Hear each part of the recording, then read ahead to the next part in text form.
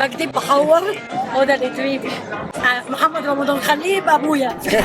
منورين النهارده في فون شوت، متوقعين ايه للفيلم النهارده وشايفينه ازاي كده قبل ما تخش؟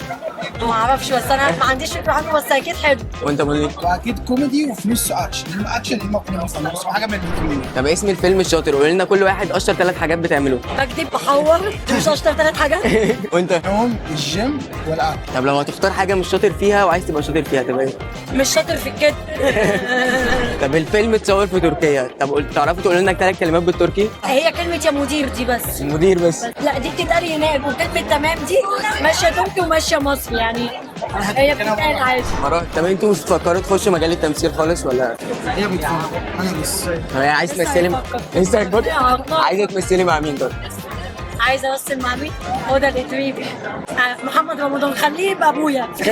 شفنا حلقتك مع عبد العاطي كانت ترند سوشيال ميديا، شفت الترند ده ازاي وردود فعل الجمهور على الحلقه؟ لازم اخد على الودان عشان ابدا اتعامل بقى بطبيعتي، فاهمني؟ يعني شويه كده وهتلاقيني بحضنكم كلكم.